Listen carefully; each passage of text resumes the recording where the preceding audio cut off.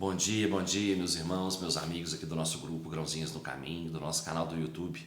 Sejam todos bem-vindos mais uma vez, mais uma terça-feira, ao nosso compromisso diário aqui, nosso pequeno estudo da leitura do Evangelho segundo o Espiritismo e do Livro dos Espíritos, nossos grãozinhos no caminho de hoje. Nós estamos aqui no capítulo 1, Eu não vim destruir a lei, nas instruções dos Espíritos falando sobre a nova era.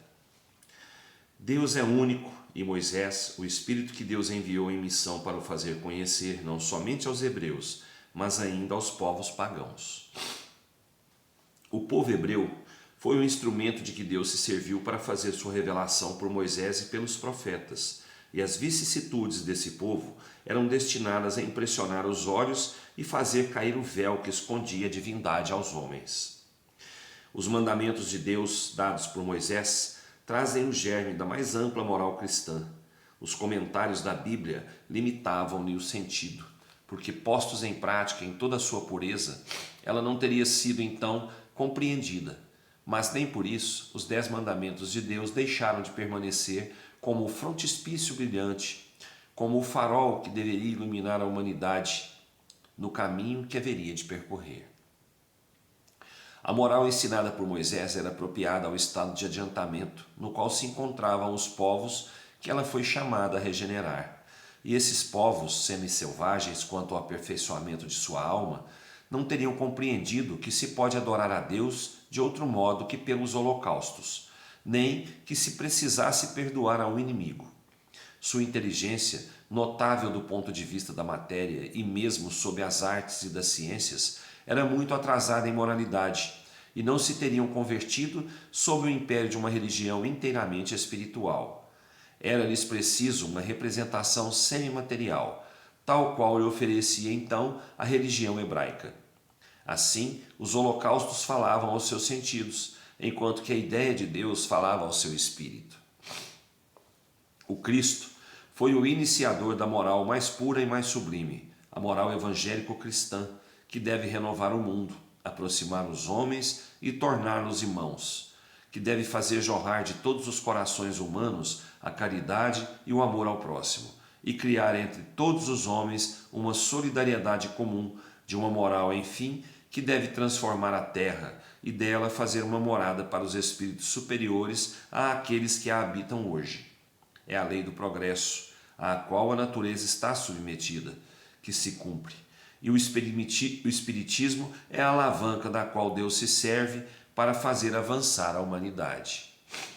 São chegados os tempos em que as ideias morais devem se desenvolver para cumprir os progressos que estão nos desígnios de Deus. Elas devem seguir o mesmo caminho que as ideias de liberdade percorreram e que delas eram precursoras. Mas não é preciso crer que esse desenvolvimento se fará sem lutas. Não. Elas têm necessidade, para atingir a maturidade, de abalos e de discussões, a fim de que atraiam a atenção das massas. Uma vez fixada a atenção, a beleza e a santidade da moral impressionarão os espíritos, e eles se interessarão por uma ciência que lhes dá a chave da vida futura e lhes abre as portas da felicidade eterna. Foi Moisés quem abriu o caminho, Jesus continuou a obra e o Espiritismo a arrematará.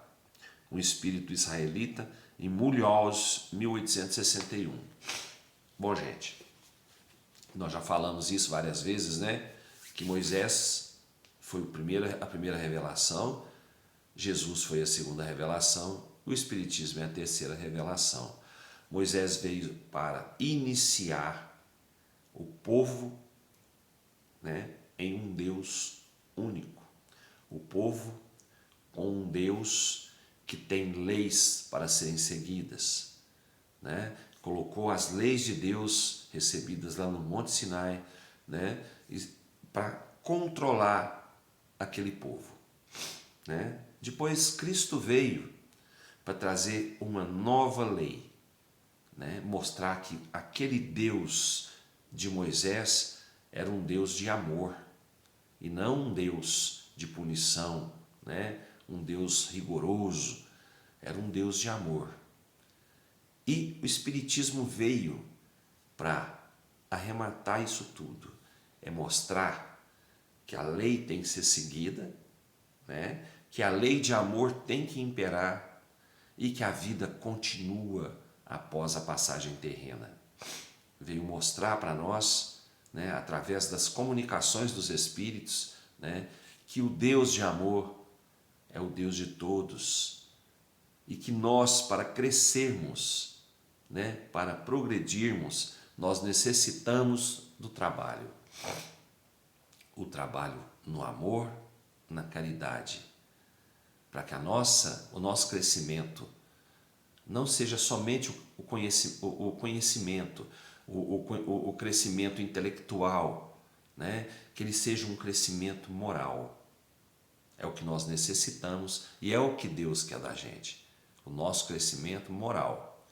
Nós necessitamos do trabalho, né? Nós necessitamos de evolução material, mas nós precisamos muito mais da evolução moral, para que nós possamos habitar, né, um planeta melhor, possamos tornar o nosso planeta melhor, não é? Então vamos procurar seguir sempre, né, os três: Moisés com a lei de Deus, Cristo com a lei de amor e o Espiritismo, né, com essa doutrina maravilhosa que nos traz as revelações dos Espíritos sobre as palavras de Jesus, sobre o que Jesus quis dizer, né, nas suas alegorias, nas suas parábolas e trazendo para a gente a luz do caminho. Tá? O Livro dos Espíritos traz para a gente hoje, no capítulo 3, na Lei do Trabalho, Necessidade do Trabalho, a questão 678. Nos mundos mais aperfeiçoados, o homem está submetido à mesma necessidade do trabalho? A natureza do trabalho é relativa à natureza das necessidades. Quanto menos as necessidades são materiais, menos o trabalho é material. Mas não creiais com isso que o homem fica inativo e inútil. A ociosidade seria um suplício em lugar de ser um benefício. Gente, quer dizer que nos mundos mais aperfeiçoados que o nosso, o homem está submetido sim, né, à lei do trabalho, à necessidade do trabalho, porque é uma lei natural, né? A lei de Deus, ela é para todos, né? Só que nos mundos mais aperfeiçoados, a necessidade material é menor. Por quê? Porque lá se valoriza mais, né, o crescimento espiritual, o crescimento moral. Então, a necessidade é diferente da nossa, né? Não quer dizer que lá não tenha a necessidade do trabalho. Claro que sim, mas é de acordo com a evolução, com a necessidade material daquele mundo. Se lá é menos, é mais evoluído que o nosso, a necessidade material vai ser menor. Então o trabalho vai ser diferente. Vai ser diferente do que nós conhecemos aqui como trabalho, né?